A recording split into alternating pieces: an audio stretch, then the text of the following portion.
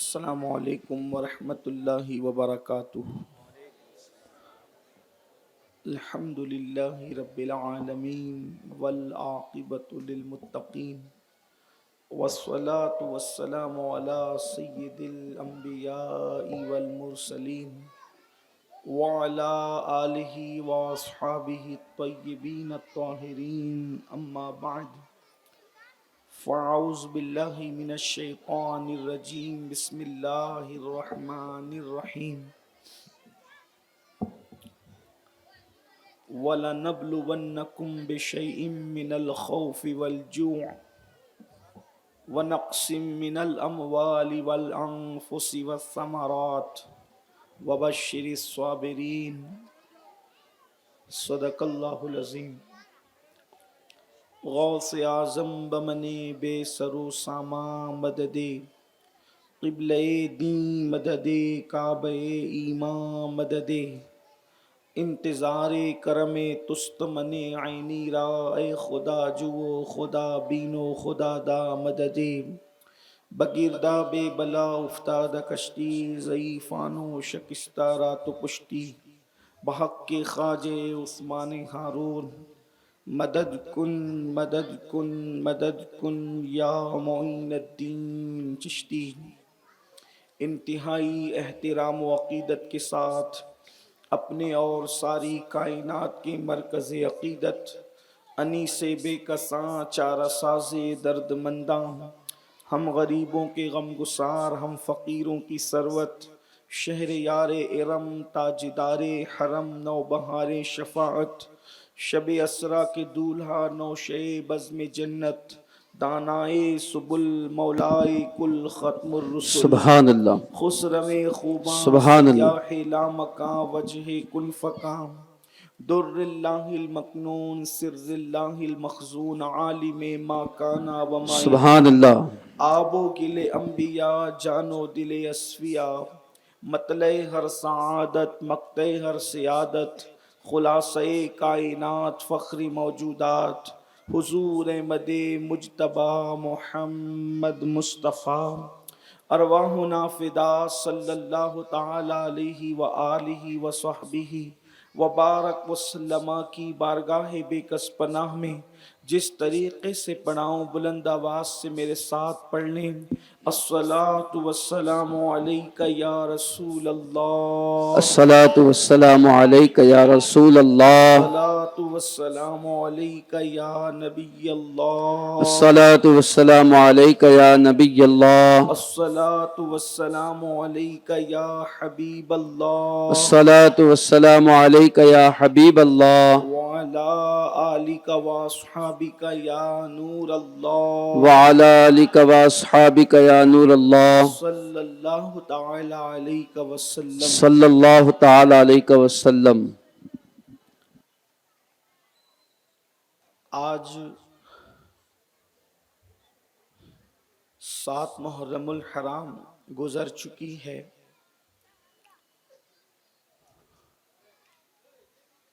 اور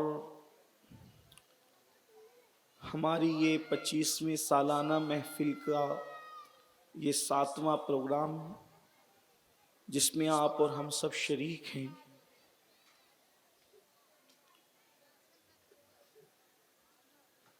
اہل البیت مصطفیٰ جان رحمت صلی اللہ علیہ وآلہ وسلم کی، انہوں نے کربلا کے سنگلاخ میدان میں کس طرح سے قربانی دی اور کس طرح کا امتحان دیا، اب وہ داستان جو کلیجے کو چیرنے والی ہے، باضابطہ طور پر اس کا آغاز ہوتا ہے۔ حضرت سیدنا امام سری سقطی رضی اللہ تبارک و تعالی عنہ کو ایک مرتبہ اللہ تبارک و تعالی نے الہام فرمایا۔ الہام یہ فرمایا کہ جب مخلوق پیدا کی گئی مخلوق تو اللہ کے لیے ہی پیدا کی گئی تھی، چونکہ اولیاء اللہ کے دلوں پر اللہ پاک الہام فرماتا ہے، اور یہ جو اولیاء کی سیرت پڑھتے ہیں اور جنہیں معلوم ہے وہ جانتے ہیں۔ تو سری سکتی رضی اللہ تعالیٰ عنہ کے دل پر یہ سری سکتی کون؟ حضور سید الطائفہ طاؤس العلماء سیدنا جنید بغدادی رضی اللہ تعالیٰ عنہ کے ماموں بھی ہیں اور پیر و مرشد بھی ہیں، اور حضرت یہ سری سکتی مرید و خلیفہ ہیں سیدنا امام معروف الکرخی کے، اور وہ مرید و خلیفہ ہیں حضرت سیدنا امام علی رضا کی، اور پھر ان کا شجرہ نسب آپ میں کہ اکثر لوگ جانتے ہیں کہ وہ مرید و خلیفہ اور بیٹے بھی ہیں حضرت سیدنا امام موسیٰ کاظم کے، اور وہ مرید و خلیفہ اور بیٹے بھی ہیں حضرت سیدنا امام جعفر صادق کے، اور وہ مرید و خلیفہ اور بیٹے ہیں امام محمد باقر کے، اور وہ مرید و خلیفہ اور بیٹے ہیں امام زین العابدین کے، اور وہ مرید و خلیفہ ہیں اور بیٹے ہیں سیدنا امام حسین شہید کربلا کی۔ تو امام سری سکتی کے دل پر اللہ نے الہام فرمایا کہ میں نے مخلوق کو پیدا کیا، اور جب مخلوق پیدا کی تو سب محبت کے دعوے دار تھے، اللہ سے پیار کے دعوے دار تھے، تو اللہ نے فرمایا ہم نے دنیا پیدا کی۔ جب دنیا پیدا کی تو مخلوق کے 9 حصے دنیا کی طرف چلے گئے، چھٹ گئی، لوگ چھٹ گئے، 9 حصے دنیا کی طرف چلے، ایک حصہ بچا، یعنی جو محبت کے دعوے دار تھے۔ یہ جو کربلا اب تو پہلے دن سے ہم اس کے نکات بیان کر رہے ہیں، لیکن اب باضابطہ کربلا کا بیان آ رہا ہے، تو کچھ لوگوں کو خیال کربلا کے واقعات سن کے یہ ہوتا ہے کہ وہ آخر اتنے مجبور کیوں تھے؟ وہ مجبور نہیں تھے، وہ محب تھے، وہ مجبور نہیں تھے، وہ امتحان گاہ میں تھے۔ تو اسی کی تمہید کے طور پر میں آپ کے سامنے، تاکہ میری قوم کے نوجوانوں کو پتا چلے کہ اہل البیت کے اندر امتحان دینے کا اور بلاؤں سے ٹکرانے کا جذبہ کس طرح سے، بلاؤں سے مقابلہ کرنے کا جذبہ کس طرح سے، اور وہ کیوں ہے۔ تو محبت کے دعوے دار جب سب ہو گئے تو دنیا پیدا کی، تو مخلوق کے 9 حصے یعنی 90% لوگ سب دنیا کی طرف چلے گئے، ایک حصہ بچا 10% لوگوں کا۔ پھر اللہ تعالیٰ نے الہام فرمایا کہ پھر ہم نے آخرت کو پیدا کی۔ جب آخرت کو پیدا کیا تو وہ جو 10% بچے تھے، ایک حصہ بچا تھا، اس کے بھی 10 حصے ہو گئے اور 9 آخرت کی طرف چلے گئے، ایک حصہ بچا۔ اب وہ جو ایک حصہ بچا تو انہوں نے کہا نا ہم دنیا کی طرف، ہم نہ دنیا کی طرف ہیں نہ آخرت کی طرف مائل ہیں، نہ دنیا پر فدائیں نہ ہم آخرت پہ کی طرف مائل ہے، ہمیں تو چاہیے۔ تو پھر اللہ تبارک و تعالیٰ نے بلائیں اور مصیبتیں پیدا فرمائی کہ اب بتاؤ، محبت آسان نہیں ہے میرے ساتھ، یعنی محبت کا اظہار صرف تسبیح اور مصلی سے نہیں ہوتا۔ دنیا بنی، 90% لوگ چلے گئے، 10% بچے، اس میں سے بھی 90% لوگ آخرت کی طرف چلے گئے، اب ایک حصہ بچا۔ تو اب اللہ نے فرمایا ہم نے بلائیں پیدا کی، تو جب ہم نے بلائیں پیدا کی تو پھر اس ایک کے بھی 10 حصے ہو گئے، بلا کو دیکھ کر کے وہ 9 حصے غائب ہو گئے، چلے گئے، اور ایک حصہ بچا، اور اس نے کہا ہم تو نہ بلا دیکھتے ہیں نہ نعمت دیکھتے ہیں، ہم تو دینے والے ہاتھوں کو دیکھتے ہیں، تو جو دے ہم قبول کریں گے۔ تب اللہ نے فرمایا یہی میرے سچے ولی ہیں، یہی میرے لوگ ہیں، یہی مجھ سے محبت کرنے والے ہیں۔ اور اہل البیت کو جو بلاؤں سے اور تکالیف سے مقابلہ کرنے کا جو ذوق و شوق ہے، حضرت سیدنا ابو ذر غفاری رضی اللہ تعالیٰ عنہ سے کسی نے پوچھا کہ آپ کو نعمت اور بلاؤں میں کیا پسند، نعمت اور بلا دونوں میں کیا پسند ہے؟ تو آپ نے جواب دیا اللہ جو دے دے وہی پسند ہے۔ تو جب یہ بات سیدنا امام حسن یا امام حسین کو بتائی گئی تو انہوں نے فرمایا اللہ ابو ذر پر رحم فرمائے، ہمیں تو نعمتوں سے زیادہ بلائیں پسند ہے، کیونکہ نعمتوں کے اندر کہیں نہ کہیں نفس کا دخل ہے اور بلا کے اندر یار کی رضا ہے، اس میں کوئی نفس کو دخل ہی نہیں ہے، اس لیے ہمیں وہ پسند ہے۔ تو اللہ کا جو جتنا مقرب ہوتا ہے اللہ پاک اس کو آزمانے کے لیے اتنی بلاؤں سے گزارتا ہے، مصیبتوں سے گزارتا ہے، تکالیف سے گزارتا ہے، اس کو آزماتا ہے۔ اور یہی آزمائش اہل البیت سے لی گئی، کیونکہ ڈگری بڑی دی تھی اللہ کے رسول صلی اللہ علیہ وآلہ وسلم نے، الحسن والحسین سیدہ شباب اہل الجنہ۔ حسن اور حسین صرف جنتی نہیں ہے، اس لیے کہ کسی کو جنتی کہہ دیا بڑی بات ہے، لیکن اللہ اکبر صرف زبان نبوت سے ان کو جنتی نہیں کہا، بلکہ فرمایا یہ جنتی جوانوں کے سردار ہیں۔ تو اب جب سردار کہا تو ممکن ہے کسی کے دل و دماغ کے اندر یہ بات آ سکتی ہے کہ نواسوں کی محبت میں سردار کہہ دیا، اولاد کی محبت میں سردار کہہ دیا، بیٹی کی شفقت میں سردار کہہ دیا، اس لیے کہ محبت میں انسان بہت کچھ کسی کو بول جاتا ہے، لیکن پیدا ہوتے ہی سرداری کا اعلان تو کیا، مگر پھر اس کے بعد جب امتحان سے گزارا ہے تاکہ لوگوں کو پتا چل جائے سرداری صرف محبت اور پیار میں نہیں دی گئی ہے، بلکہ وہ تھے ہی اس قابل۔ کربلا کا میدان دیکھو اور پھر دیکھو کہ عام جنتیوں کا کارنامہ کیا ہے اور جنتی سرداروں کا کارنامہ کیا ہے۔ اللہ اکبر، زہر سے اپنی اتڑیوں کو ٹکڑے ٹکڑے کراتے دیکھو اور پھر چیک کرو کہ عام جنتیوں کا کارنامہ کیا ہے اور جنتی جوانوں کے سرداروں میں سے امام حسن مجتبی کی شہادت کا کارنامہ کیا ہے۔ اللہ اکبر، امام پاک امام حسین علی جدی علیہ السلام جیسی پیدا ہوئے، پیدائش کے ساتھ ہی شہادت کا اعلان ہو رہا ہے، آپ اس کو سن بھی چکے ہیں، لیکن پھر بھی جو ہے وہ ہم ان کڑیوں کو ذہنوں سے جوڑنے کے لیے پھر اشارے دیتے ہوئے آگے بڑھتے ہیں۔ اللہ اکبر، امام علی مقام علی جدی علیہ السلام ہجرت کا 4واں سال ہے، اور ہجرت کے 4تھے سال میں ایک تاریخی روایت کے مطابق 4 شعبان ہے، اور ایک تاریخی روایت کے مطابق شعبان المعظم کی 5 تاریخ ہے، اور امام حسین رضی اللہ تعالیٰ عنہ کی ولادت ہوتی ہے بالفاظ یوں کہ سیدہ زہرا کے گلستان میں دوسرا پھول کھلتا ہے اور پنجتن کے عدد پورے 5 ہو جاتے ہیں۔ میرے پیارے آقا علیہ الصلوۃ والتسلیم کے پیارے دیوانوں، اللہ اکبر، امام پاک کی ولادت ہوئی۔ ولادت امام کے موقع پر اللہ کے رسول صلی اللہ علیہ وآلہ وسلم نے امام علی مقام کے کان میں اذان پڑھی، ان کے کان میں اقامت پڑھی، اور اس کے بعد اللہ کے رسول علیہ السلام نے گھٹی دی، اور گھٹی کا واقعہ بھی بہت تفصیل کے ساتھ پچھلے سالوں میں بیان ہو چکا ہے، اس لیے اس کی طرف نہ جاتی، بس اتنا اشارہ کہ اللہ کے رسول علیہ السلام نے اپنی زبان حضور علیہ الصلوۃ والتسلیم نے امام حسین علی جدی علیہ السلام کے منہ میں ڈالا، اور حسین زبان نانا کو ایسے چوسنے لگے جیسے کوئی بچہ ماں کا دودھ پیتا ہے۔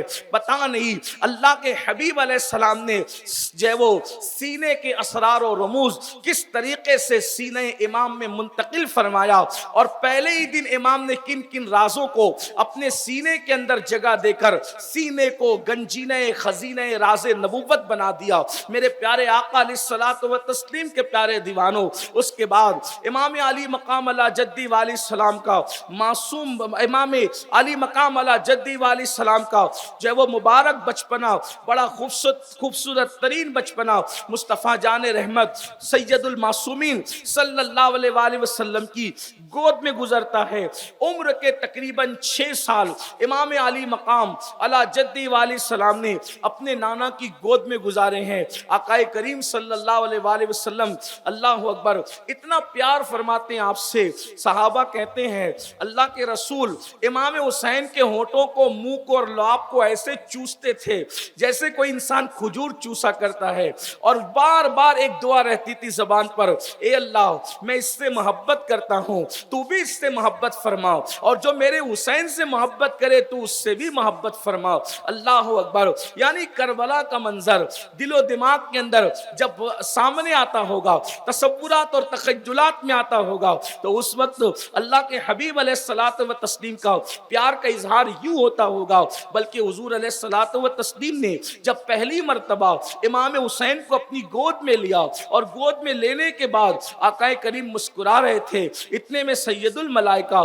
جبریل امین حاضر ہوئے اور عرض کیا، یا رسول اللہ صلی اللہ علیہ وآلہ وسلم، مبارکباد آپ کے گھر میں آپ کی بیٹی کو بیٹا آیا ہے، آپ کے گھر بیٹا آیا ہے، لیکن یا رسول اللہ، اللہ تبارک و تعالی آپ کو یہ خبر دیتا ہے میرے ذریعے سے کہ آپ کے اس شہزادے کو فرات کے کنارے پر بھوکا اور پیاسا آپ کی امت شہید کر دے گی۔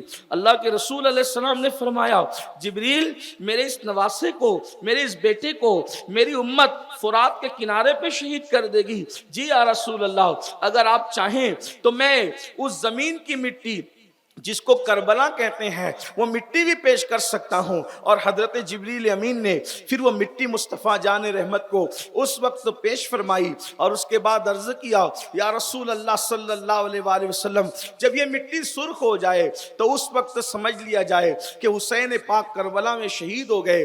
اس وقت حضور علیہ السلام نے سب سے پہلے مرتبہ شہادت امام حسین کو سنا۔ آپ غور فرمائیں، اندازہ کریں، امام عالی مقام کی شہادت سب سے پہلے جس نے بیان کی، اس بیان کرنے والے کو جبریل کہتے ہیں، اور سب سے پہلے جس نے شہادت امام حسین کو سنا اس کو سید العالمین، سید المعصومین، مصطفیٰ جان رحمت کہتے ہیں۔ اور پھر اللہ کے رسول نے شہادت امام حسین کا ذکر سن کر آنسو بہائے، حضور علیہ السلام کی آنکھوں میں آنسو آئے۔ اللہ اکبر۔ جس سے کچھ نواسب کو تکلیف ہے کہ ذکر حسین کے بعد آنکھوں میں آنسو کیوں آتے ہیں، ہم کہتے ہیں تیرے بیٹے کی میت پر آنسو آئے، ہم کبھی اعتراض نہیں کرتے۔ اگر رسول کے شہزادے کی شہادت کو سن کر بطور ماتم نہیں، بطور احتجاج نہیں، اگر بطور محبت، اہل محبت کی آنکھوں میں آنسو آئے تو یہ تو پھر سنت مصطفیٰ ہے۔ حدیث سے اشارہ مل رہا ہے کہ شہادت حسین کو سن کر رسول اللہ کی آنکھوں میں آنسو آئے، اور اللہ اکبر، پھر صرف حضور کی آنکھوں میں آنسو نہیں آئے بلکہ اللہ سیدہ مخدومہ فاطمہ الزہرا نے پوچھا، بابا آپ کیوں رو رہے ہیں، رونے کی وجہ کیا ہے؟ تب میرے آقا علیہ السلام نے کہا، ابھی جبریل آئے تھے اور حسین کی شہادت انہوں نے وہ پورا پھر واقعہ بیان فرمایا۔ پھر میرے آقا علیہ السلام نے گویا کہ اسی مقام پر جب جبریل نے شہادت پڑھی حضور سن کے روئے، پھر حضور علیہ السلام نے اسی وقت پڑھا اور سیدہ روئی، مولا علی روئے، ام الفضل روئی۔ اللہ اکبر۔ جس نے سنا اس نے آنکھ سے آنسو بہائے۔ بلکہ ہمارے اسلاف بزرگان دین تو یوں کہتے ہیں، اللہ بالخصوص امام المتکلمین علامہ نقی علی خان رحمت اللہ علیہ اپنی کتاب میں لکھتے ہیں کہ محبت میں رونا وہ مقام عطا کرتا ہے۔ اللہ اکبر۔ خدا کے یاروں کی محبت میں رونا وہ عبادت ہے کہ اس عبادت کا مقابلہ پھر دنیا کی کوئی عبادت نہیں کر سکتی۔ اللہ اکبر۔ اور اتنا ہی نہیں بلکہ ہمارے صوفیہ فرماتے ہیں، جو محبت حسین میں، محبت اہل بیت میں آنسو بہائے، اللہ تبارک و تعالی پھر اسے دنیا میں بھی دنیا کے غموں سے رونے سے بچا لیتا ہے، اور انشاءاللہ قیامت میں بھی وہ غمگین ہونے سے محفوظ ہو جائے گا۔ اس لیے کہ جس کے ساتھ محبت ہوگی قیامت میں اسی کا ساتھ نصیب ہوگا۔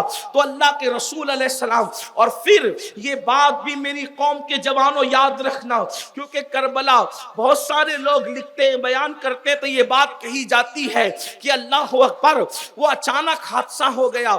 اور یہ بات بھی میں نے اپنے کانوں سے کسی کو کہتے ہوئے سنی کہ اونٹ ذبح کرتے وقت جتنا ٹائم لگتا ہے اتنے ٹائم میں تو پورا کربلا ہو گیا، یہ 10 دن تک کربلا بیان کرنے کی کیا ضرورت ہے؟ اتنے میں کربلا ہو گیا تھا، جتنے میں اونٹ ذبح ہوتا ہے اتنے میں وہ 72 کے ٹکڑے ہو گئے تھے، بس بات ختم ہے، 2 منٹ کی بات ہے۔ لیکن آپ کو پتا ہونا چاہیے سیرت النبی کے بعد سب سے زیادہ اگر کوئی عنوان دنیا میں لکھا گیا ہے تو اسے کربلا کہتے ہیں. اگر وہ اتنا ہی مختصر ہے کہ اونٹ ذبح ہونے اتنا ہو گیا تھا اور وہ جا رہے تھے اور ان کو چند لوگوں نے پکڑ کے مار ڈالا اور ختم کر دیا, قصہ تمام ہو گیا. یہ بات میں اپنی طرف سے نہیں کہہ رہا ہوں, ہمارے سینے چھلنی ہوتے اس سے, لوگوں کو تکلیف ہوتی ہے کہ ہم کیوں یہ بات کرتے ہیں. ہم کہتے ہیں لوگ یہ بات کیوں کرتے ہیں, آخر نواز رسول کی شہادت کو ہلکا کرنے کی کوشش کیوں کی جا رہی ہے.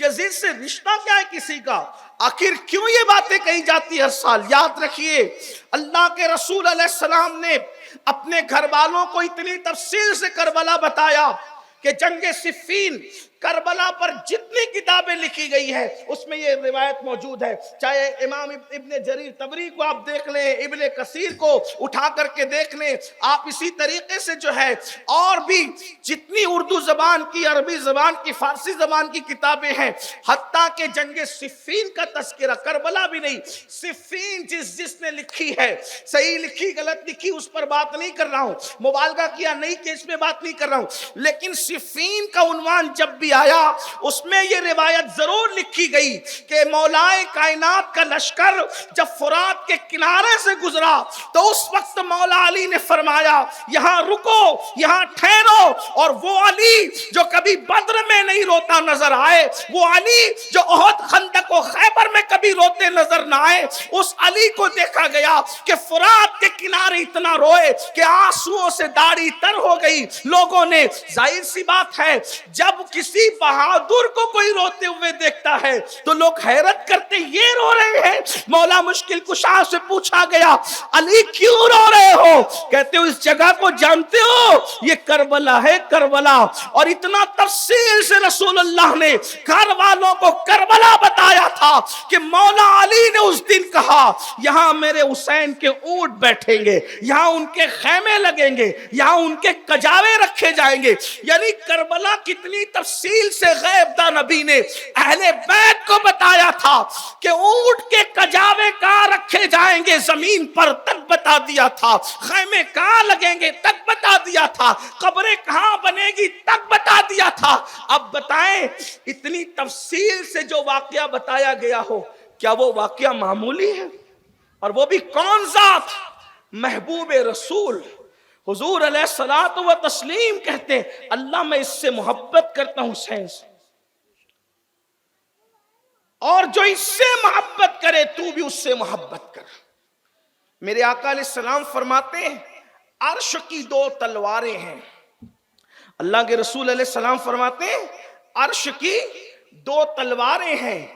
تو کہا پوچھا کہ وہ دو تلواریں کون سی ہیں, تو فرمایا ایک تلوار کو حسن کہتے ہیں, ایک تلوار کو حسین کہتے ہیں. عرش کی تلوار ہے. پھر فرمایا جنت کی زینت ہے, زینت جنت کیا ہے, تو کہا حسن ہے, حسین ہے. کہاں تک کہ ان شہزادوں کی شان بیان کی جائے. اللہ کے رسول علیہ السلام کی گود میں آتے ہیں, چھلانگ لگا کر بیٹھتے ہیں, داڑھی کے اندر انگلیاں ڈالتے ہیں. جبریل امین حاضر ہیں تو جبریل امین عرض کرتے ہیں حضور آپ اس شہزادے سے محبت کرتے ہیں؟ جی بڑی محبت ہے. حضور اس کو شہید کر دیا جائے. حضور علیہ الصلوۃ و تسلیم امام حسین کا گلا چوما کرتے تھے.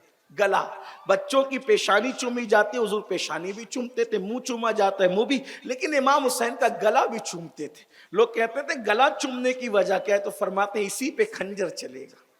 جب یاد آتا ہے تو حضور گلا چومتے. یہ ہے محبوب ترین ہستی, اور ہمیں رسول اللہ کے محبوب بننے کا آسان طریقہ, اللہ کے محبوب بننے کا آسان طریقہ کیا کہ حسین پاک سے سچی محبت کرو.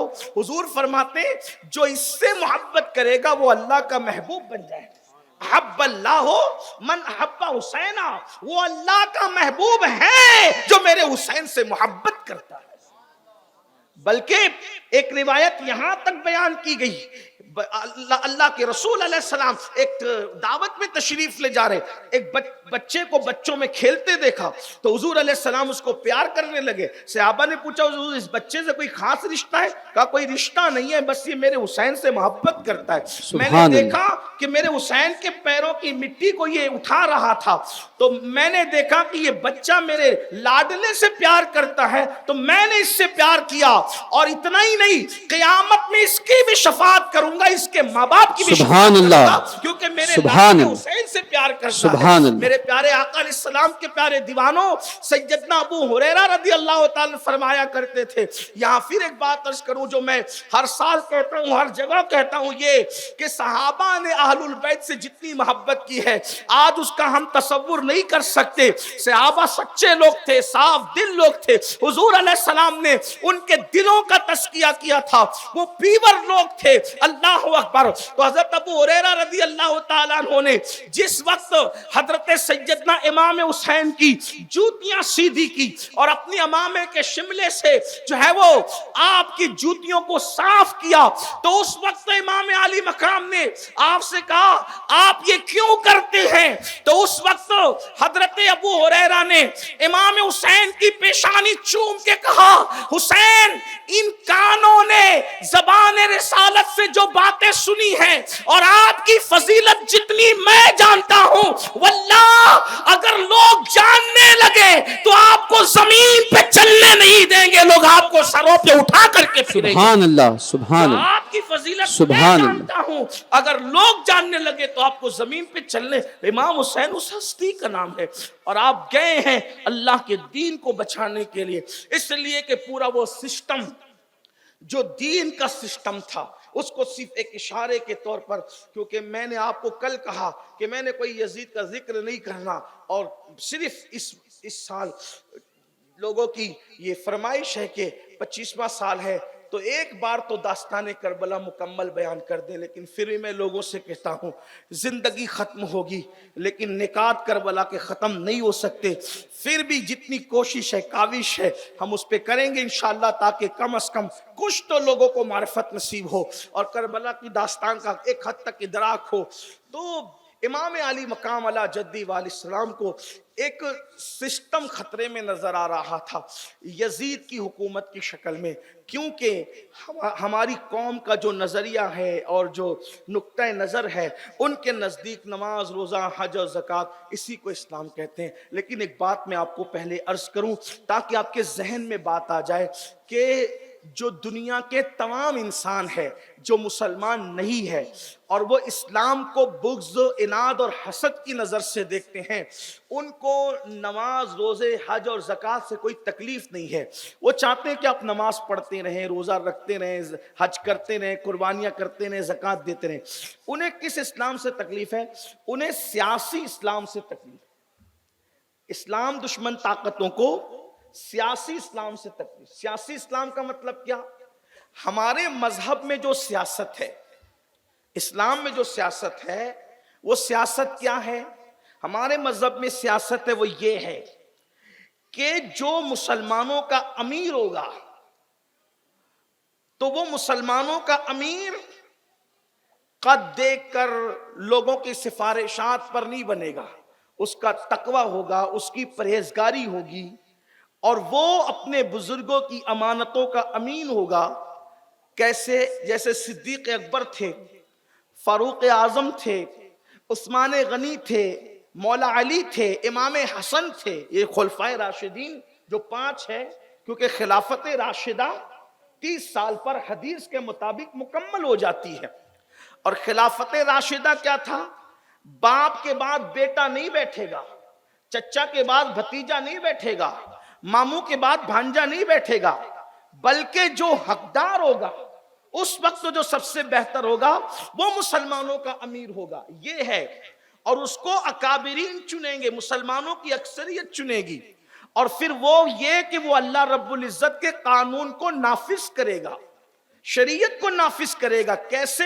یعنی اگر کوئی چوری کرے، چوری کی ایک مقدار ہے، کوئی چوری کرے تو اس کا ہاتھ کاٹا جائے گا، ہر جگہ نہیں، جہاں اسلامی حکومت ہے وہاں چوری کرے، اسلامی حکومت ہوگی، ہاتھ کاٹا جائے گا۔ زنا کرے، اگر وہ غیر شادی شدہ ہے تو کوڑے لگیں گے، اور شادی شدہ ہے تو اس پر جو ہے اس کو سنگسار کیا جائے گا لوگوں کے سامنے علل اعلان۔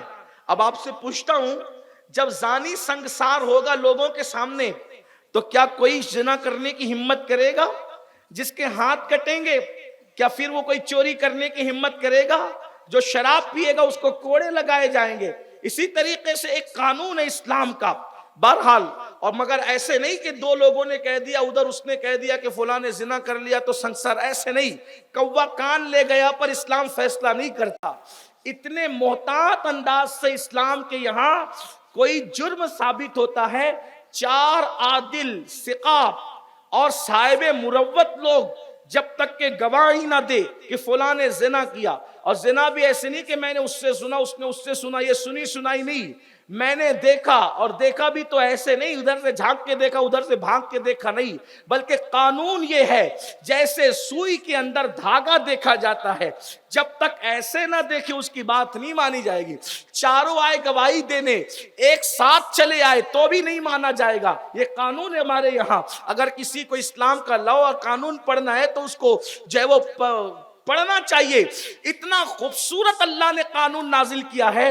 ابھی ہمارے یہاں جو ہے وہ بہت زیادہ لوگوں کو دیکھا گیا کہ لڑکیوں کے ساتھ جو ہے وہ گینگ ریپ ہو رہے ہیں، زنا ہو رہی ہے، اجتماعی عصمت دری ہو رہی ہے، تو لوگوں نے کسی نے کہا کہ عورت کو چاہیے کہ پرس میں چاقو رکھ کر کے نکلے اور یہ رکھ کر کے نکلے، تو میں نے کہا اتنی نادانی تو نہ کرو، جو زنا کرنے آئیں گے وہ پہلے تو پرس ہی چھینیں گے، ایسا تھوڑی ہوگا کہ میں بھی آپ کا پرس اپنے پاس رکھیں اور ہم جو چاہیں کریں، ایسے ہوگا؟ تو پہلے تو ہتھیار ہی چھینا جائے گا۔ اس لیے ہم کہتے ہیں کہ اگر آپ سخت سے سخت ترین سزا زانیوں کو جب تک نہیں دیں گے اور علل اعلان نہیں دیں گے، اس وقت تک کہ آپ بیٹیوں کی عزت کو تحفظ نہیں دے سکتے۔ اسی لیے آپ دیکھیں اسلام نے جہاں جہاں نظام نافذ کیا وہاں عورتیں بھی محفوظ رہی، لوگ بھی محفوظ رہے، لوگوں کی عبادت خانے بھی محفوظ رہے، عزت اور آبرو بھی محفوظ رہی۔ تو دیکھیے اب اپنے یہاں قانون کیا ہے، مرد ریشم نہیں پہن سکتے، مرد سونا نہیں پہن سکتے، غیر مسلم جو ہماری یعنی اسلامی حکومت میں رہیں گے تو ان سے جو ہے وہ ٹیکس بڑھا کر نہیں لیا جائے گا، بلکہ ان سے جزیہ کے نام پر جو ہے بہت مختصر سی کوئی رقم لی جائے گی، اور جب لی جائے گی تو اس سے ان کی جان ان کی مال کی حفاظت کی جائے گی۔ یہ ہے ایک مرتبہ ایسا ہوا کہ اسلامی حکومت کو کہیں کوئی مسئلہ درپیش آیا تو جزیہ وصول کر لیا گیا تھا، لیکن جب مسلمان جانے لگے تو امیر المومنین نے فرمایا جزیہ واپس کر دو، اس لیے کہ ہم نے جو جزیہ لیا تھا اس لیے لیا تھا کہ ان کی جان اور مال کی حفاظت کریں گے، اب تم واپس جا رہے تو نہ جان کی حفاظت ہے نہ مال کی حفاظت ہے، تو جو لیا تھا اس کو واپس کر دیا۔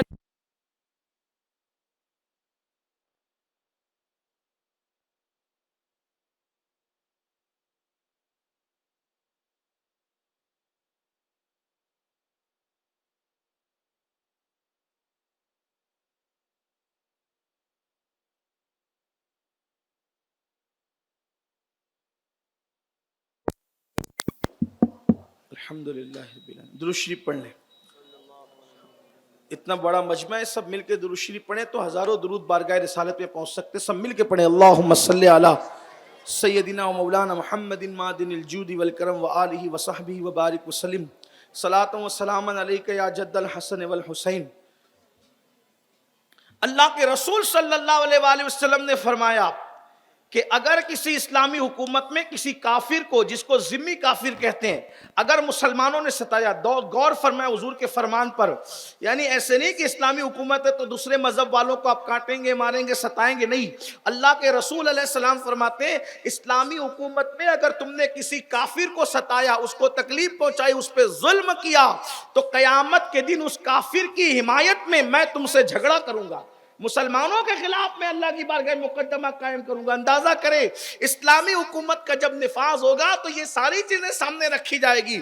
جو مسلمانوں کا امیر ہوگا وہ بیت المال کو مال بیت یعنی گھر کا مال نہیں بنا سکتا، اپنی مرضی سے نہیں ہوگا، ورنہ آپ دیکھیں جب قید سالی کا دور تھا فاروق اعظم سب کو اونٹ ذبح کر کے کھلا رہے تھے اور خود سوکھی روٹی میں زیتون کا تیل لگا کر کے کھا رہے تھے، اور وہاں ایسا نہیں ہے کہ جو بادشاہ چاہے کرے جو مرضی میں آئے کرے، ایسا نہیں ہوگا، بلکہ حال یہ اللہ اکبر اگر مسلمانوں کے خلیفہ سے کوئی سوال کر لیا جائے تو وہ یہ نہیں کہے گا میں اتنا بڑا ہوں مجھ سے کیوں پوچھا جا رہا ہے، میں جواب نہیں دوں گا، جاؤ کسی اور سے سوال کرو، نہیں، آپ کو پتا ہے، آئیے اس کی خلافت راشدہ کی ایک جھلک آپ کو دکھاؤں، کیا نظام تھا حضور کے تربیت یافتہ لوگوں کا۔ امیر المومنین غیظ المنافقین امام المجاہدین اللہ اکبر سیدنا عمر ابن خطاب فاروق اعظم رضی اللہ تعالیٰ عنہ، یہ میرے آقا علیہ السلام کے جانشین ہیں، حضور کے خلیفہ ہیں. اللہ اکبر. ایک دن جمعہ کی نماز پڑھانے کے لیے تاخیر سے مسجد میں پہنچے. توجہ کریں، امیر المومنین تاخیر سے، دیر سے مسجد میں آئے. آنے کے بعد ایک صحابی اٹھ کر کھڑے ہوئے اور کہنے لگے امیر المومنین، اب آپ جیسے لوگ بھی تاخیر سے آئیں گے، لیٹ آئیں گے، دیر سے آ رہے ہیں آپ لوگ مسجد میں نماز پڑھانے کے لیے. اگر آج مسجد کے امام سے بھی، وہ بھی ایسا امام نہیں جو بہت بڑا علامہ و محقق و مفتی و محدث ہو، اس کی بات نہیں، کوئی ناظرہ خاں بھی امام ہوگا نا جس نے صرف قرآن دیکھ کے پڑھنا سیکھا ہوگا، بھری مجلس میں اگر اجتماع میں مسجد کے اندر جمعہ میں کوئی اٹھ کر کے اس کو کہہ دے کہ آپ لیٹ کیوں آئے تو اس کا منہ اترے گا. ایک چیز ہے، فطرت ہے، انسان کی اپنی طبیعت ہے. اور چار لوگ یہ بھی کہیں گے کہ یار مسجد میں پوچھنا ہی ضروری تھا، بعد میں پوچھ لیتے ہیں. لیکن دیکھو اسلام کیسی آزادی دیتا ہے. وقت کے امیر المومنین کو جو ہزاروں مربع میل کی زمینوں پر حکومت کر رہے ہیں حضور کے جانشین کی حیثیت سے، ان سے بھری مسجد میں، مسجد نبوی میں پوچھا جا رہا ہے آپ دیر سے کیوں آئے، لیٹ کیوں آئے. فاروق اعظم رضی اللہ تعالیٰ ممبر پہ تشریف لے گئے، چہرے پہ کوئی رنگ نہیں ہے. کتنے اچھے لوگ تھے، حضور کے تربیت یافتہ تھے، ڈائریکٹ شاگرد تھے. اٹھ کر کے کھڑے ہوئے فرمایا کہ دیر آنے کی وجہ یہ ہے کہ عمر کے پاس ایک ہی جبہ ہے، ایک ہی لباس ہے، ایک کے سوا دوسرا نہیں ہے. تو میں نے یہ جبہ دھو کر کے سکھنے کے لیے ڈالا تھا، اور آج مدینے میں دھوپ نہیں نکلی، بادل تھے، تو میرا جبہ سوکھنے میں دیر ہو گئی، اس لیے عمر کے آنے میں بھی دیر ہو گئی. آپ غور کریں، یہ حال تھا. اور اس وہ جبے کا حال یہ تھا کہ اس کی آستینوں سے دھاگے لٹک رہے تھے. یعنی وہ ایک جبہ بھی تھا تو ایسا قیمتی نہ تھا، بلکہ اس سے دھاگے لٹک رہے تھے. یہ حال تھا کس کا؟ جو 3 بر اعظموں پہ حکومت کر رہا تھا. تو یہ نظام تھا. اور ایک بات آپ کو بتاؤں، یہ تو حضور کے تربیت یافتہ تھے. خود حضور علیہ السلام نے جو مملکت اسلامیہ مدینہ منورہ کی شکل میں قائم کیا تھا، آپ حضور کی پوری زندگی اٹھا کے دیکھ لیں. میں سیرت النبی کا ایک چھوٹا سا طالب علم ہونے کی حیثیت سے چیلنج کرتا ہوں. مکے میں حضرت آمنہ کے گھر میں حضور جو غذا کھاتے تھے، توجہ، حضور مکے میں سیدہ آمنہ کے گھر میں جو غذا کھاتے تھے، اتنی بڑی حکومت اور مملکت کے مالک بننے کے بعد بھی ظاہری طور پہ وہ تو مالک شروع دن سے ہے. آسماں خان، زمیں خان، زمانہ مہمان، صاحب خانہ لقب کس کا ہے؟ تیرا تیرا. خالق کل نے آپ کو مالک کل بنا دیا. دونوں جہاں ہے آپ کے قبضہ و اختیار میں. اللہ اکبر. میں تو مالک ہی کہوں گا کہ ہوں مالک کے حبیب، یعنی محبوب محب میں نہیں، میرا تیرا. اللہ اکبر. مگر اس وقت جو سیدہ آمنہ کے گھر میں غذا ہے، اتنی بڑی حکومت کی بنیاد رکھنے کے بعد وقت کے تاجدار جن کے قدموں میں سرنڈر ہو گئے، وقت کے بڑے بڑے سردار جن کی نالین کو بوسہ دینے کے لیے تیار ہو گئے، آخری دن بھی رسول اللہ کی غذا وہی تھی. فرق نہیں آیا. مطلب کیا؟ حکومت پیسہ اکٹھا کرنے کے بعد اپنی ذات پر نہیں خرچ کیا، بلکہ جس دن رسول اللہ صلی اللہ علیہ وآلہ وسلم کا وصال ہو رہا ہے، اتنی بڑی مدینہ منورہ کی مملکت اسلامیہ کی بنیاد رکھنے والا، وہ بانی مملکت اسلامیہ جب دنیا سے جا رہا ہے، اس دن بھی رسول اللہ کی زرہ ایک یہودی کے گھر میں گروی رکھی ہوئی ہے. یہ شان تھی. اب امام علی مقام کو یہ احساس تھا اگر یزید اسی کرسی پہ بیٹھ رہا ہے جس پہ اللہ کے رسول کبھی جلوہ گر تھے، پھر حضور علیہ السلام کے بعد صدیق اکبر، ان کے بعد فاروق اعظم، ان کے بعد عثمان غنی، ان کے بعد مولا علی، ان کے بعد امام حسن. مولا علی کی شہادت کے وقت لوگ مولا علی سے کہہ رہے تھے حسن کو اپنے بعد خلیفہ بنا دیں، تو مولا علی فرماتے ہیں نہ بناؤں گا نہ منع کروں گا. جب رسول اللہ نے اپنے بعد کسی کو نامزد نہیں کیا تو میں کیوں نامزد کروں؟ اور سن لو، اگر لوگ حسن کو چاہیں گے اس کی خلافت پر متفق موافق ہوں گے تو اس کو خلیفہ مان لیں گے، میں کسی کو بنا کر نہیں جاؤں گا۔ صدیق اکبر نے اپنے بیٹوں کی موجودگی میں فاروق اعظم کو منتخب کیا، فاروق اعظم نے اپنے بیٹوں کی موجودگی میں 6 اصحاب کو جو ہے وہ منتخب کیا کہ 6 میں سے کسی کو مقرر کر لو۔ عثمان غنی کے بعد اکابرین مولا علی کے پاس آئے، مولا علی کے بعد لوگ بالاتفاق امام حسن کو اپنا خلیفہ اور امام مانا، لیکن یزید تو زبردستی بیٹھ رہا تھا۔ پھر یزید اگر وہ کم ہوتا تو بات تھی، لیکن یاد رکھنا انسان کو پہچاننا بھی بہت بڑا ہنر ہے۔ لوگوں کی نظر 3 سال کے بعد یزید کے کردار پر 3 سال بعد پہنچی، امام اس کو پہلے ہی دن سے پہچانتے۔ ریشم پہننا، بندروں کا ناچ دیکھنا، زنا، شراب، یہ ساری چیزیں اس کی اپنی محبوب اور پسندیدہ تھی۔ وہ تو یہاں تک کہہ گیا، لکھنے والوں نے کہاں تک انصاف کیا، لیکن کتابوں میں لکھا ہے کہ اگر دین محمدی میں شراب پینا حرام ہے تو پھر عیسائی بن کر کے شراب پی لو۔ وہ یہ بھی کہہ گیا کہ بنو ہاشم پر کوئی وحی نہیں آئی، انہوں نے تو دنیا جمع کرنے کے لیے نبوت و رسالت کا ڈھونگ رچایا تھا، معاذ اللہ ثم معاذ اللہ۔ اس طرح سے یعنی دین کی پوری شکل بگڑنے والی تھی۔ امام علی مقام کو یہ پتا چلا کہ حضرت امیر معاویہ رضی اللہ تعالیٰ عنہ کا انتقال ہو گیا، فالج کے مرض میں وہ دنیا سے تشریف لے گئے، اور یزید زبردستی بادشاہ بن بیٹھا۔ بہرحال یزید بادشاہ بن گیا، اس نے خط لکھا بادشاہ بننے کے بعد، کس کو؟ ولید کو، جو ان لوگوں کی طرف سے مدینے کے حاکم تھے۔ ولید کو خط لکھا کہ عبداللہ ابن زبیر، عبداللہ ابن عمر، عبد الرحمن ابن ابو بکر اور حسین ابن علی، ان لوگوں سے بیعت لو۔ یہ لوگ بیعت کریں تو ٹھیک، اگر نہیں بیعت کریں تو انہیں قتل کر دو۔ یعنی پہلے ہی دن سے اس کی نیت خراب۔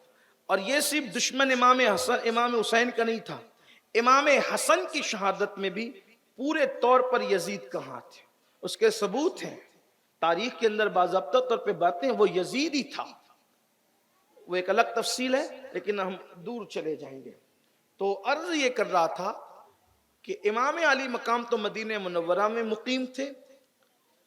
کہتے ہیں کہ رجب المرجب کی 15 تاریخ کو یا رجب المرجب کی 22 تاریخ، اختلاف ہے تاریخوں میں، 15 تاریخ یا 22 تاریخ کو حضرت امیر معاویہ کا فالج کے مرض میں وصال، وہ دنیا سے تشریف لے گئے۔ یہ جناب جو ہے وہ خود ساختہ طور پر اس نے ماحول تو پہلے ہی سازگار کر رکھا تھا، تو یہ بادشاہ بن بیٹھا۔ اور جب خط آیا تو دوپہر کے وقت امام علی مقام پاک مسجد نبوی شریف میں، آپ کا زیادہ تر وقت امام پاک کا مسجد شریف میں ہی گزرتا تھا، اپنے نانا کے پہلو میں قدموں میں زیادہ تر وقت گزارتے تھے۔ اور میں نے بہت کتابوں میں پڑھا کہ امام علی مقام مسجد نبوی شریف میں ہی رہتے تھے، زیادہ تر وقت وہیں گزارتے تھے۔ تو میں سوچتا تھا کہ وقت وہاں زیادہ کیوں گزارتے تھے، لیکن جس مقام پر، اس جگہ پر جب انسان بیٹھے تو پتہ چلے کہ دنیا کی کسی جگہ پہ اتنا لطف نہیں آتا جتنا رسول اللہ کے پہلو میں بیٹھنے سے لطف آتا ہے۔ انسان سارے غم بھول جاتا ہے، ساری تکلیفیں فراموش کر جاتا ہے۔ بہرحال آپ دوپہر کا وقت تھا، حضرت سیدنا عبداللہ ابن زبیر اور حضرت امام علی مقام کو ولید نے ایک آدمی اپنا بھیج کر کے بلایا کہ جاؤ دونوں کو بلا لاؤ، اس لیے کہ عبداللہ ابن عمر سے ان کو زیادہ خطرہ نہیں تھا، کیونکہ عبداللہ ابن عمر کو لوگ مسجد کی کبوتری کہتے تھے۔ یعنی آپ کا زیادہ تر عبداللہ ابن عمر جو تھے وہ مسجد میں وقت گزارا، بڑے زاہد تھے، بڑے پارسا، سنت رسول کے بڑے عامل تھے، حضور سیدنا فاروق اعظم کے شہزادے تھے۔ تو یہ بات بھی کہی گئی تھی ایک دوسرے خط میں کہ عبداللہ ابن زبیر کا حال یہ ہے کہ جب تک وہ موقع نہ پائیں گے وہ آگے نہیں آئیں گے۔ عبداللہ ابن عمر سے کوئی مسئلہ نہیں ہے، اس لیے کہ عبداللہ ابن عمر تو عبادت گزار آدمی ہے، ان کی توجہ اس طرف نہیں ہوگی۔ لیکن امام حسین سے تھوڑا ہوشیار رہنے کی ضرورت ہے، کیونکہ وہ شیر کا بیٹا شیر ہے، ہاں وہ برداشت نہیں کرے گا کسی کو، تو اس لیے پہلے ادھر نظر زیادہ ہونی چاہیے۔ مورخین نے لکھا ہے تو ولید نے بلایا بھی امام حسین کو اور عبداللہ ابن زبیر کو۔ دونوں مسجد میں بیٹھے تھے، دونوں حضرات نے کہا کہ اچھا تم چلو اور ہم آتے ہیں۔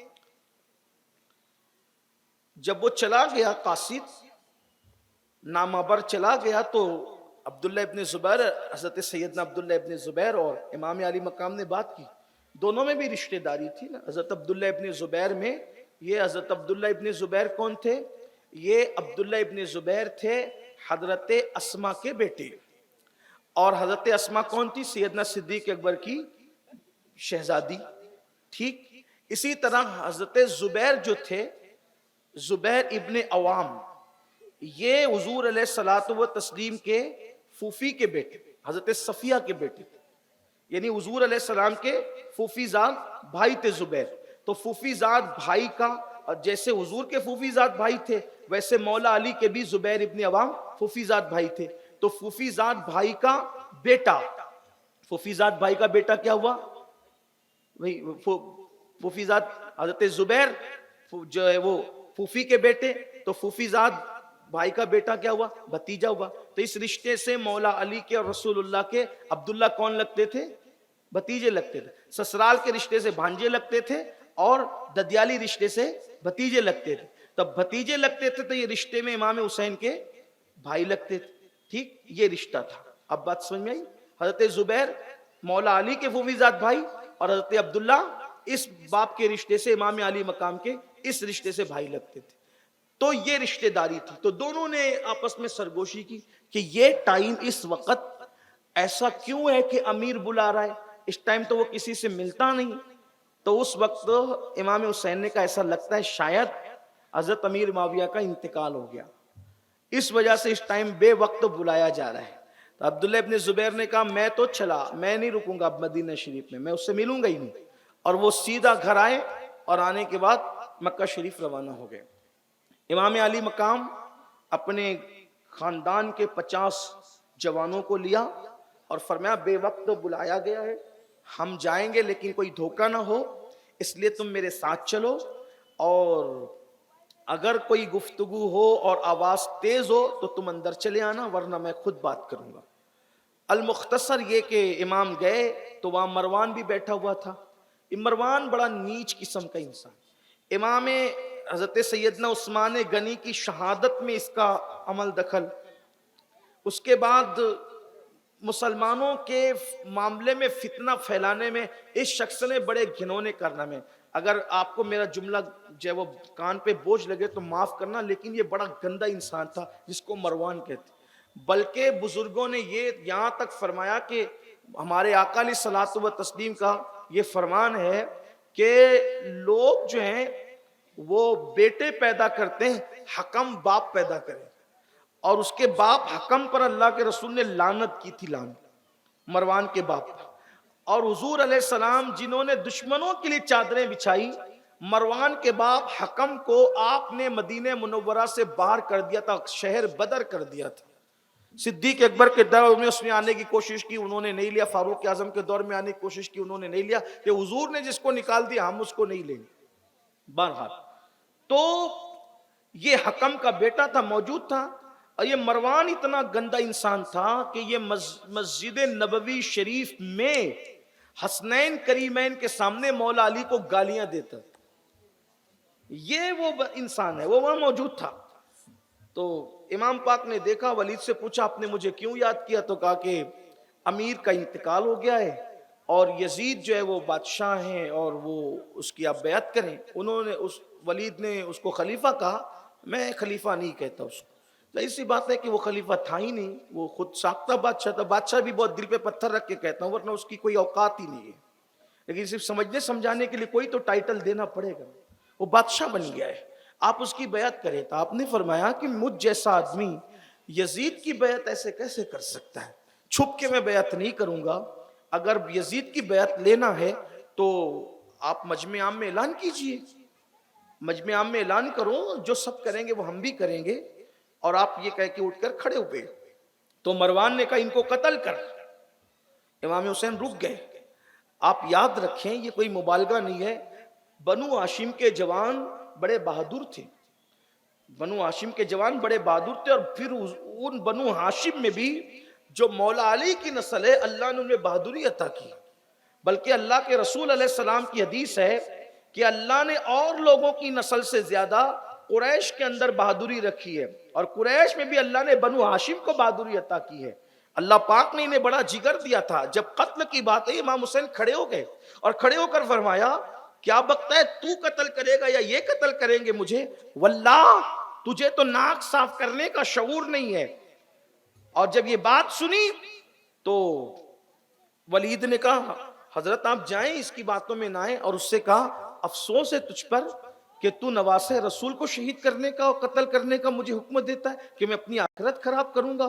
آپ تشریف لے جائیں۔ آپ نے فرمایا ہم بعد میں فیصلہ کریں گے، اعلان کرو۔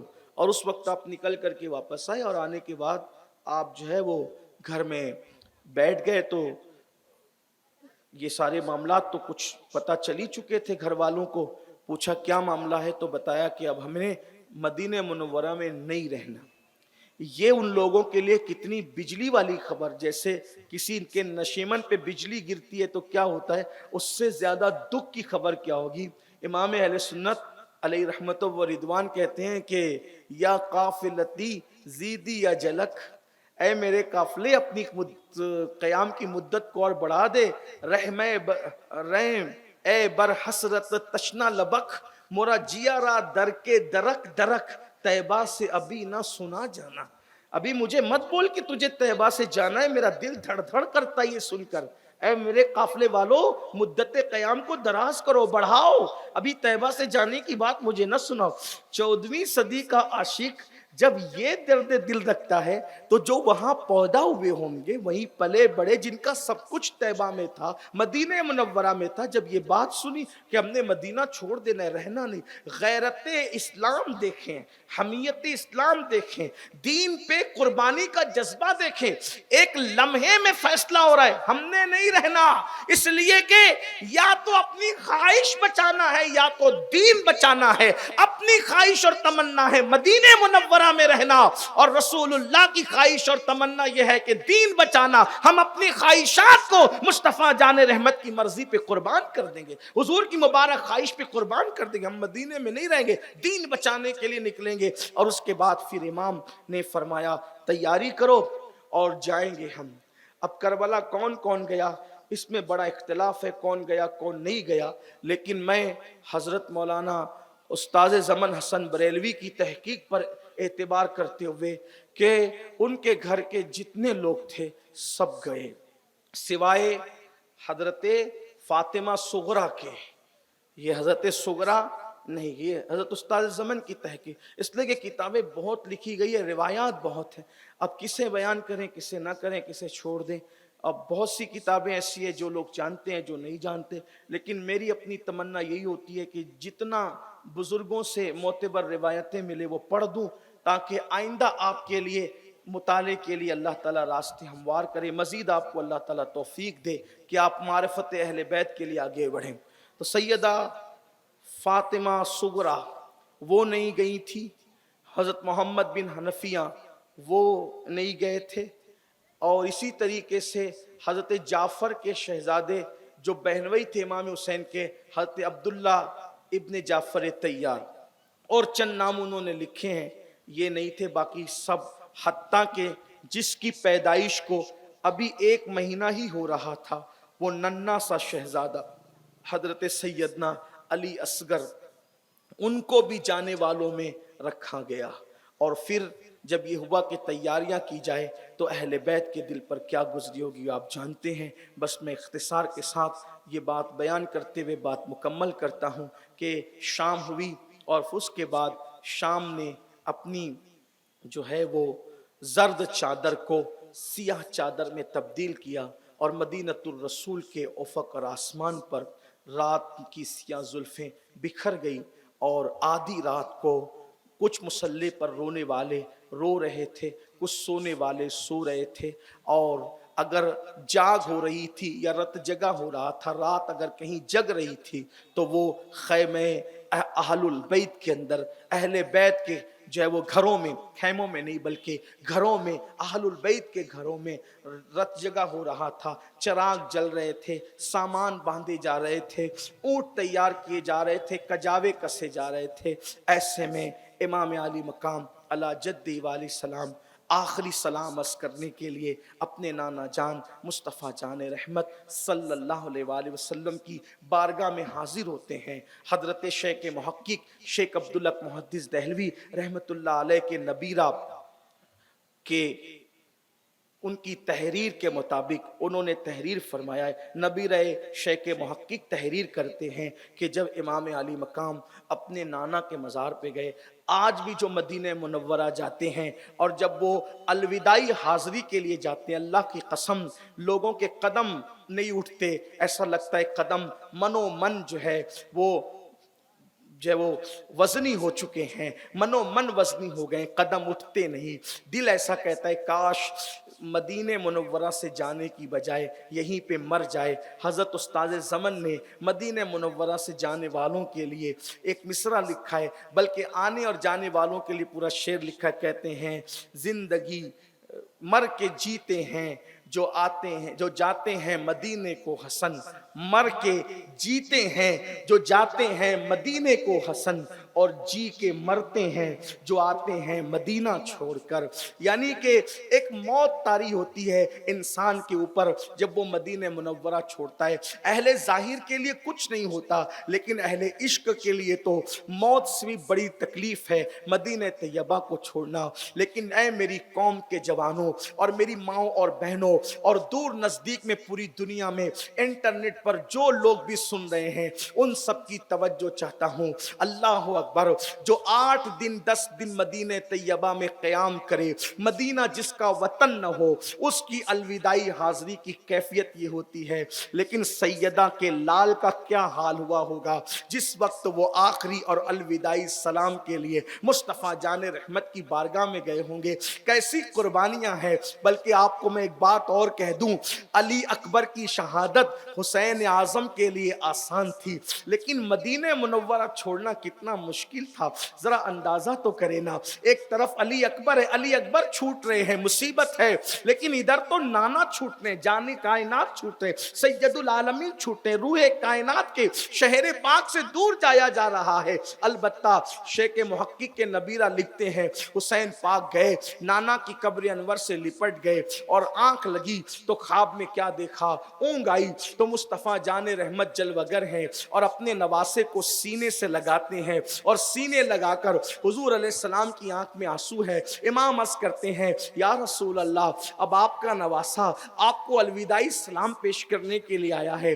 آقا میں نے مدینے میں نہیں رہنا ہے۔ آقا علیہ السلام فرماتے ہیں میرے لال جا، تجھے کربلا میں بھوکا پیاسا شہید کیا جائے گا۔ آقا علیہ السلام سینے لگا کے خود بتا رہے ہیں تیرے بچوں کو شہید کیا جائے گا، اور پھر تمہیں حسین استقامت اور صبر و رضا کا پیکر بن کر اللہ اکبر اپنی جگہ پر قائم رہنا، دین کی حفاظت کرنا۔ اس وقت گویا امام کہتے ہوں گے نانا جان آپ کا حسین ہمیشہ کے لیے آپ کے مدینے سے جا رہا ہے۔ سیدہ کا لال سب کچھ چھوڑ کر مدینہ منورہ کو گویا کہ سونا سونا کر کے نبی کی امانت آج مدینے سے جا رہی ہے۔ حسین پاک نے کہا ہوگا نانا جان اب آپ کہہ رہے ہیں کہ حسین تمہیں شہید ہونا ہے، بھوکا پیاسا تمہاری اولاد کو شہید ہونا ہے، تو نانا جان جس وقت میرے علی اکبر کے جسم کے ٹکڑے کیے جائے اس وقت آپ کا حسین صبر و رضا کا پیکر بنا رہے، اس کی آپ دعا کر دیں۔ نانا جان جس وقت میرے قاسم کا وجود خون میں لہو لہان ہو اس وقت آپ حسین کے صبر پر استقامت کی دعا کر دیں۔ جس وقت میرے معصوم علی اصغر کو جو ہے وہ تیروں سے چھلنی کیا جائے اس وقت حسین صبر کا دامن ہاتھ سے نہ چھوڑے۔ یہاں پوری داستان کربلا میں میں جہاں جہاں معصوم کہوں گا اسی معنی میں کہوں گا جس میں علامہ ارشد القادری نے کہا، نہ کہ اس معنی میں جس معنی میں روافظ کہتے ہیں، اس لیے ہر جگہ وضاحت نہیں ہوگی، لیکن آپ سمجھ لیجئے گا۔ نانا جان جو ہے وہ جس وقت اللہ اکبر خیمے جلے صبر کی دعا کریں. اور اللہ اکبر، کس طرح سے حسین نے نانا کو آخری سلام کیا ہوگا اور کس طرح اپنی آنسوؤں کو خشک کیا ہوگا، یہ تو امام علی مقام جانے. امام علی مقام اپنے نانا کو سلام پیش کرتے ہیں، اللہ اکبر، اور لپٹ لپٹ کر روتے ہیں. اور خواب سے جب آنکھ بیدار ہوتی ہے تو آنسوؤں کی لڑیاں تھی. امام اپنے نانا کے مزار کو دیکھتے اور نانا کے مزار کے در و دیوار کو دیکھتے. ہائے ہائے، آج کے بعد اب لوگ قیامت تک صبح و شام مدینے آتے جاتے رہیں گے، لیکن ہائے اب وہ مدینہ کبھی نہیں آئے گا ظاہری جسم کے ساتھ جس کو رسول اللہ سینے پہ بٹھاتے ہیں، جس کو کندھوں پہ بٹھاتے ہیں، جس کے لیے نماز میں سجدے طویل کر دیتے ہیں. امام اپنے نانا کو آخری سلام پیش کر کے پھر اپنی والدہ سیدہ مخدومہ کی بارگاہ میں سلام رخصت پیش کرنے کے لیے آتے ہیں.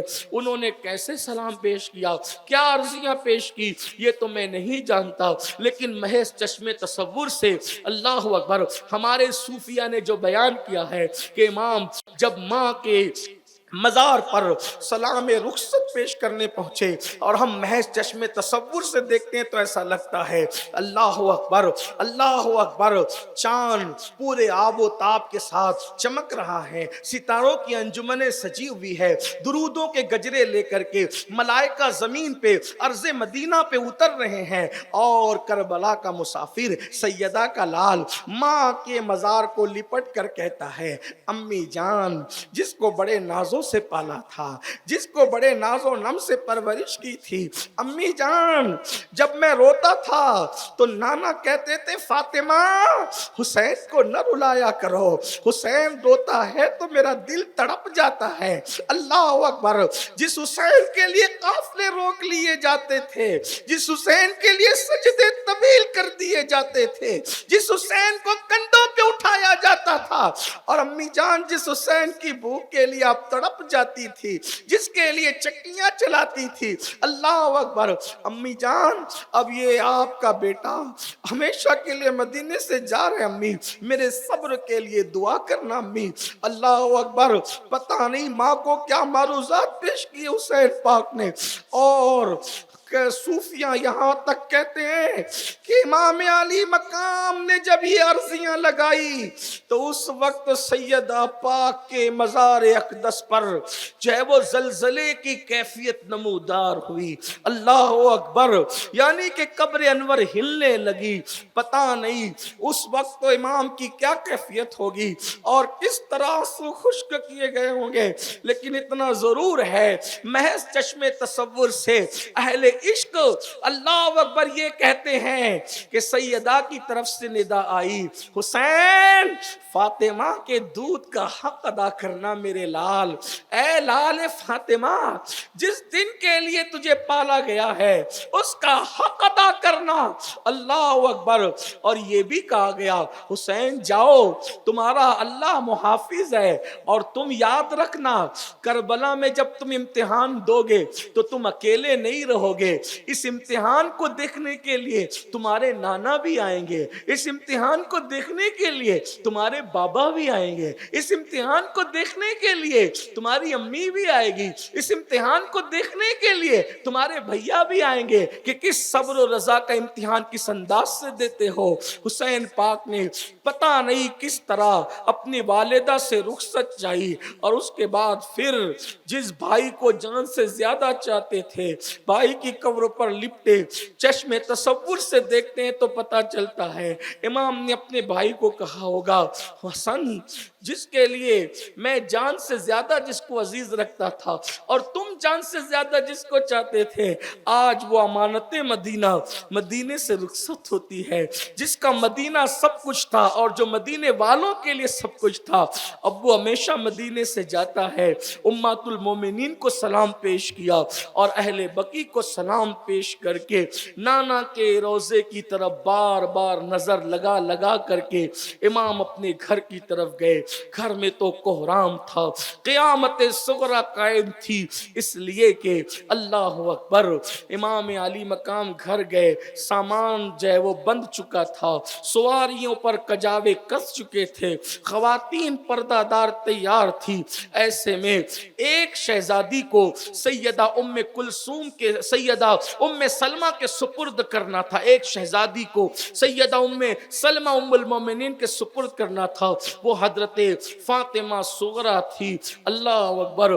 फातिमा सुगरा कहती, बाबा अल्लाह अकबर, चश्मे तसव्वुर यहाँ अल्लाह अल्लाह झुक झुक जाती है, ख्यालात और तखज्जुलात की दुनिया ज़ेरो ज़बर हो जाती है।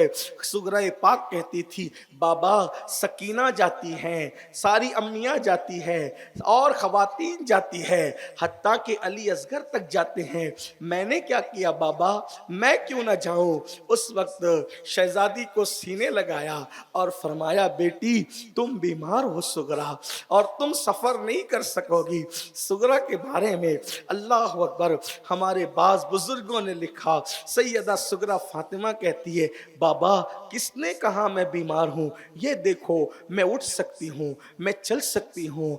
और कहने वाले कहते हैं, लिखने वाले लिखते हैं कि मेरे नबी की वो पोती सैयदा सुगरा फातिमा अपने बाबा के साथ चलने के लिए पूरी हिम्मत जुटाती है, और हिम्मत जुटा करके जैसे ही खड़े होने की कोशिश करती है, कई दिन की बीमार सुगरा जमीन पर गिर जाती है।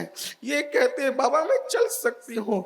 इमाम अली मकाम थाम लेते हैं सैयदा सुगरा के, फिर कहती है, बाबा अगर सवारियों की कमी है तो मैं पैदल चल लूंगी, सवारियों के साथ थोड़ी देर तेज चलूंगी, बुखार की हिद्दत कम हो जाएगी, शिद्दत कम हो जाएगी। अल्लाह अकबर। और अगर आप कहते हैं मैं आपके काम आऊंगी, सफर में असगर को झूला दूंगी, असगर को संभालूंगी।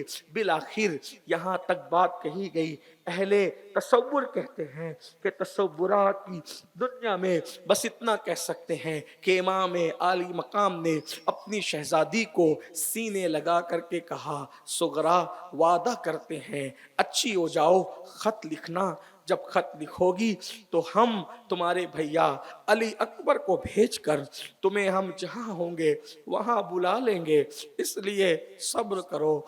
और फिर सैयदा सुगरा फातिमा को उम्मुल मोमिनीन उम्मे सलमा के सुपुर्द करके ये काफिला, जिसमें 14 या 18 बनु हाशिम के शहजादे थे, बाकी शहजादियां थी, एक मुख्तसर सा काफिला जो है सवारियों पे सवार होता है।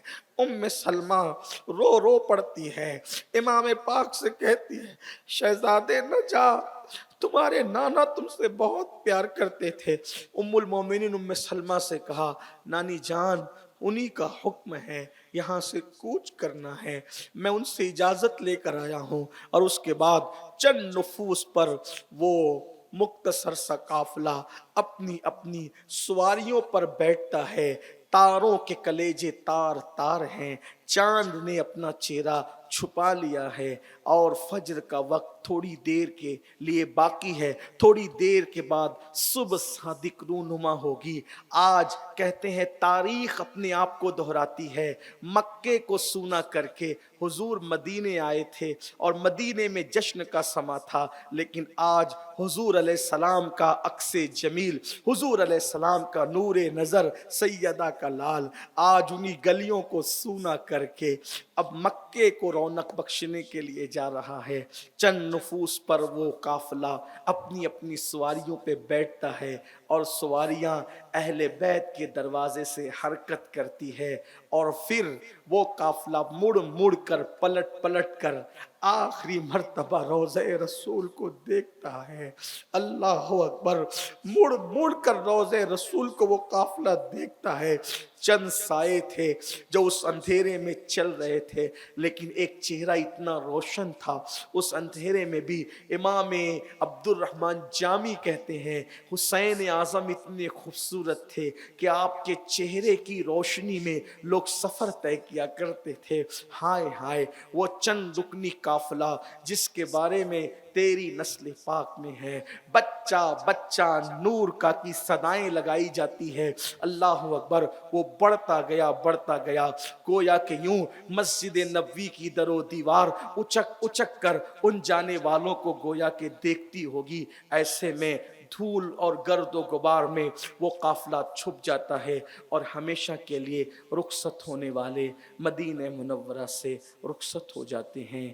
داستان کربلا کا یہ آغاز ہے. اس طرح سے امام پاک پھر المختصر مدینہ طیبہ سے مکۃ المکرمہ پہنچتے ہیں اور اب وہاں کے آگے کے حالات انشاءاللہ کل سے آپ کی خدمت میں پیش ہوں گے.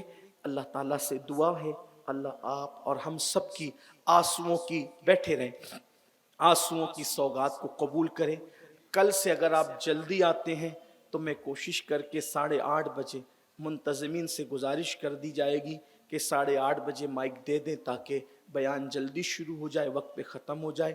کل 8 محرم 9 محرم 10 محرم آپ حضرات عبادتوں کا سلسلہ جاری کریں, غریبوں کو صدقہ دیں, یتیموں کی مدد کریں, شربت کا اہتمام کریں, نیاز کا اہتمام کریں. 9 اور 10 محرم کو روزہ رکھیں. اس روزے کی بڑی فضیلت ہے کہ جو عاشور کا روزہ رکھتا ہے اللہ تعالیٰ ایک روزے کے بدلے میں اس کو 1 سال کے روزے کا ثواب عطا فرماتا ہے یا اس کے 1 سال کے گناہ معاف کیے جاتے ہیں. اس لیے روزوں کا اہتمام کریں. خواتین سے بھی گزارش ہے کہ 9 اور 10 محرم کو ضرور روزہ رکھیں. ان راتوں میں عبادتوں کا اہتمام کریں. صلی اللہ علیہ وآلہ وسلم مختصر درود شریف ہے, درود شریف پڑھیں. جو لوگ اب تک نماز نہیں پڑھتے وہ نماز کے پابند بنیں, شروع کریں. جس عبادت کو بچانے کے لیے کربلا کے تاجدار نے قربانی دی ہے آپ اس عبادت کی طرف آئیں.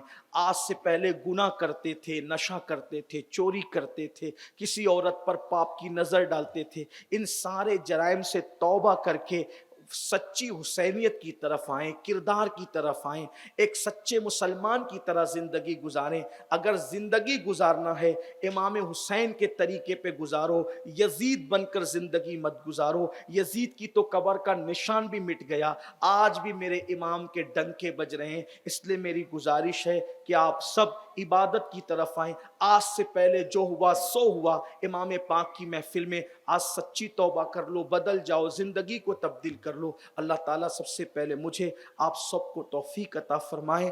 دوران گفتگو کوئی غلطی ہو تو اللہ معاف فرما دے. وما علینا الا البلاغ. السلام علیکم.